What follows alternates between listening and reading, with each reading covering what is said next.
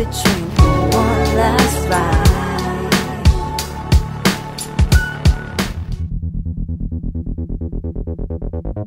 It's now time for the Mayweather-McGregor wrap-up. Ryan Young here. Tony is out as of right now. I can't get a hold of him, so not sure if he's going to be here for the show. But anywho, let's talk about how this fight went. Of course, it was 12. It was expected to go 12 rounds.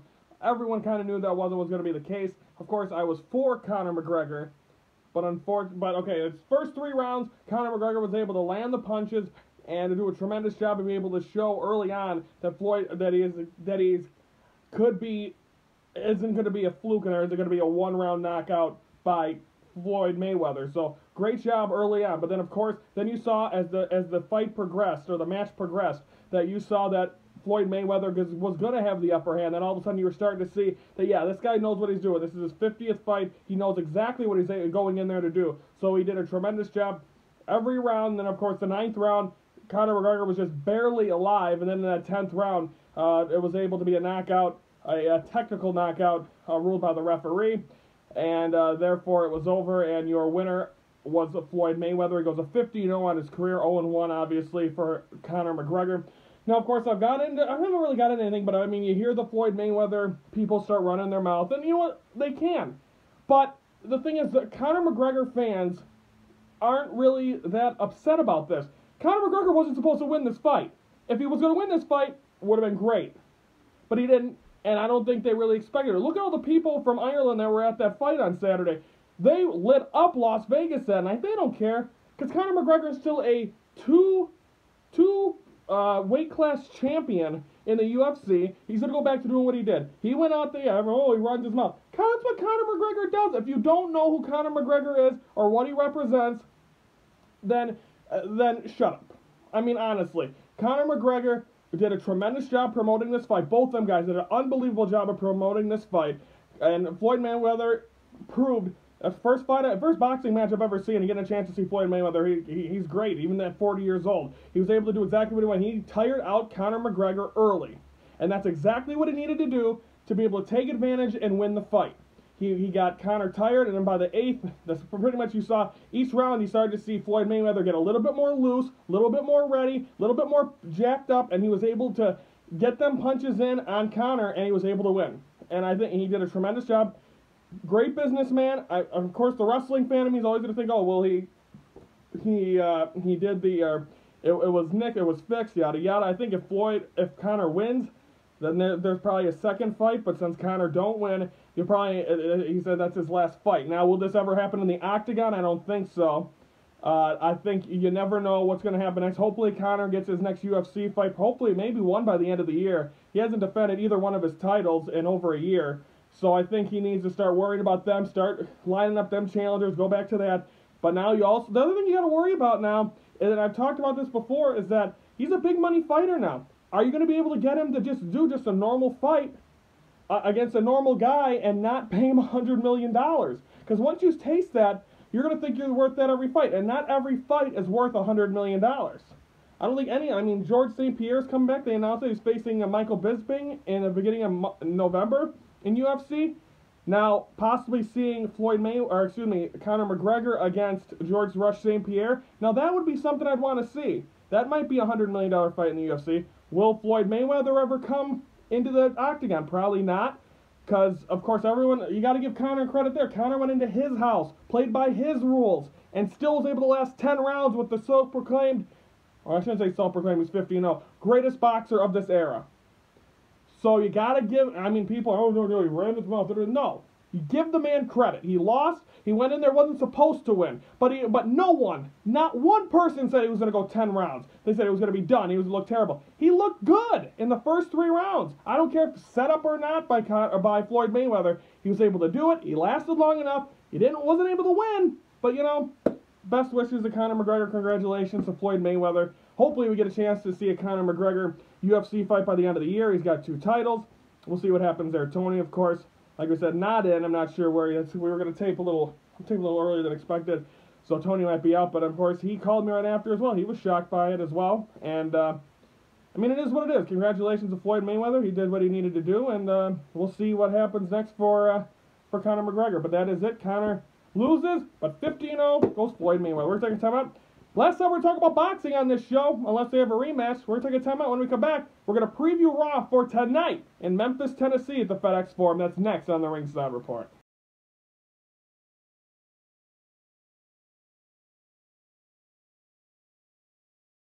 Welcome back here on the Ringside Report. Ryan Young with you on this Monday, August the 28th. Glad you could join us as we're getting you ready for the week. Of course, only 2 shows this week. We're off Friday and all of next week for Labor Day. Then we're back with you till the middle of October. Like we said, we're taking some weird times off to try to make it even for the final 100 to end exactly at WrestleMania week. So just work with us. But we have 2 shows this week, so we won't be able to recap like Smackdown and everything like we usually do on the Friday.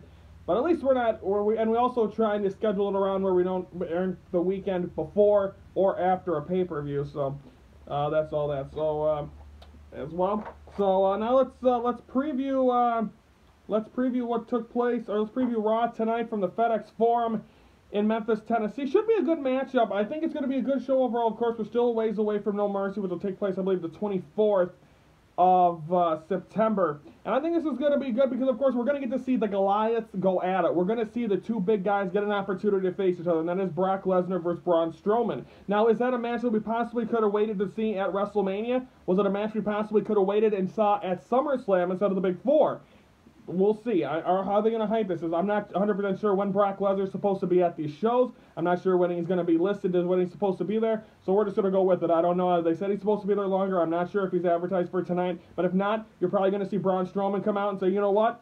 I'm going to take care of business. I'm going to win that title. Would Braun Strowman make a good champion? That's another question. I mean, he's a guy that usually, I was going to say, a guy that can't talk good on the mic usually don't get the title. But Brock Lesnar does, because he's got one of the best guys and a guy that can hype. He can turn anything into gold, and that's Paul Heyman. So that is the difference. Now, Braun Strowman, now what happens if, like, say this is it for Brock, he loses this match, but Paul Heyman needs a Paul Heyman guy, and he shifts over to Braun Strowman. Now, that would be something. Now, what if that is the case? Like, all of a sudden, you have these 2 guys going at it, again, in a match, at No Mercy, you have these 2 guys going at it, facing each other, then all of a sudden, Paul turns on Brock Heyman for wanting to leave UFC, leave for the UFC, leave the company and all that. But now and then all of a sudden he turns, joins Braun Strowman. And then you possibly have Brock be the face, because Brock was being cheered last week in Brooklyn. I don't know if it was because, mainly because of the Roman Reigns thing, but I think when you have 2 heels like that, who's going to come in as the face when you look at it? Are you going to see Brock Lesnar be the face? Because you saw him getting cheered, like I said, last Monday night on Raw. Is in Brooklyn. Is he going to get cheered? I think that's a test we're going to possibly see tonight. Is he going to get cheered in Memphis? Should be interesting to see. And of course, I'm not sure if we touched on this last week, but John Bones Jones failed a drug test after his fight at UFC 214 against Daniel Cormier. So with that being said, he's going to probably be suspended for about 4 years, so he might be done. And that was the match that was the fight Brock Lesnar was going to go back to the UFC for. So now, did they know about this before? Because this didn't come out till, I want to say, Monday after SummerSlam, after Brock already won, and it was staying in WWE. Did they already know about this? So therefore, Brock's like, okay, I'll stay in WWE because I'm not going to go back to UFC for a super fight that isn't happening. So that's interesting as well. We'll also get some news, of course, like we said. Now Enzo's going to be part of the Cruiserweight division. Are we going to see him in action? Because, of course, the Cruiserweights are on Monday Night Raw, so... And, of course, maybe an update on Cass. He just had his surgery over the weekend, and I believe Carmella was there with him. So Enzo was at the Mayweather-McGregor fight as well, talking trash. He paid $10,000 a ticket.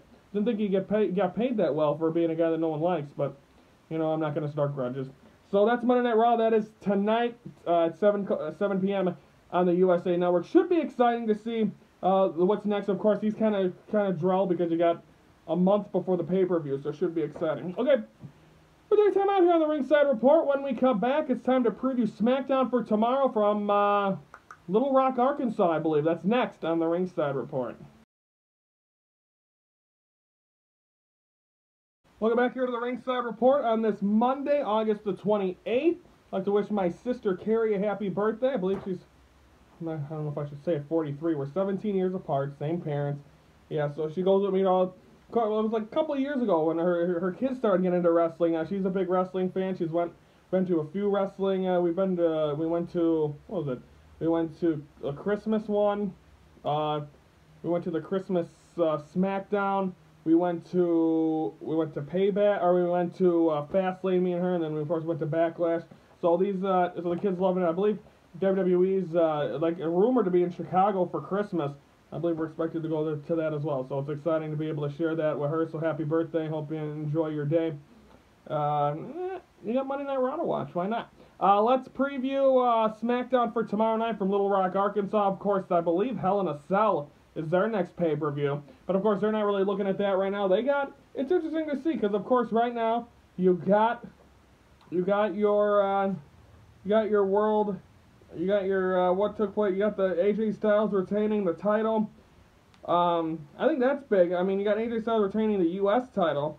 But then, of course, the modern-day Maharaja, still your world champion. But now what do you look at with Bobby Roode? Bobby Roode, as of course, SmackDown's gotten glorious now.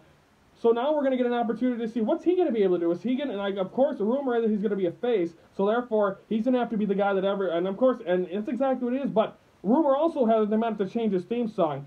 I think half of the love that Bobby Roode gets in WWE is from his theme song being glorious. Everyone sings it constantly. So I think if they take that away from him, he's a very talented wrestler. People know him. He's great. But I think half of the thing is his theme song. So now taking the theme song away from him, that could be interesting. So I think now that you kind of throw that in the mix, we'll see what happens there. But I think maybe, I don't know if they're planning on doing a world title run with Bobby Roode right away, or if they're gonna wait. Not really sure where they're gonna throw in with that, but it should be. It's always exciting to see. And of course, we're gonna see Chad Gable and his new tag team partner debut tomorrow night on SmackDown, and that's gonna be Shelton Benjamin. We haven't seen Shelton Benjamin in WWE maybe 10 years, so it's gonna be exciting to see him. Now, of course, he didn't seem too thrilled and keen on Kurt Angle's, not Kurt Angle's.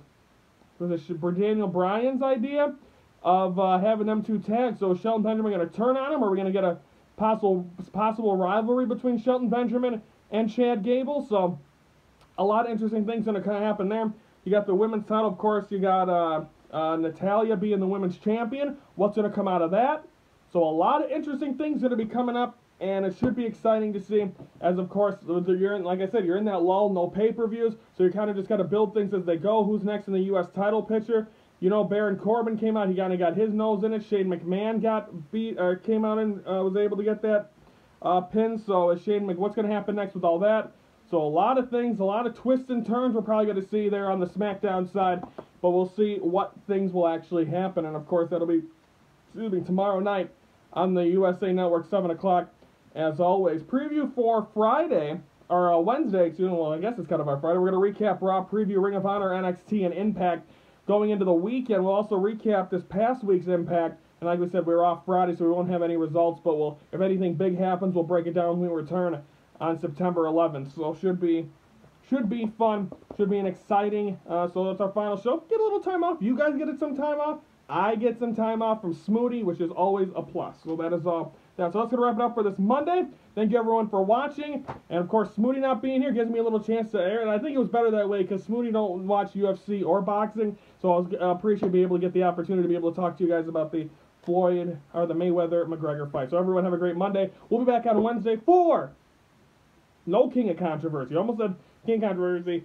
And Ryan Young, thank you for watching the Ringside Report, your front row seat to all things wrestling.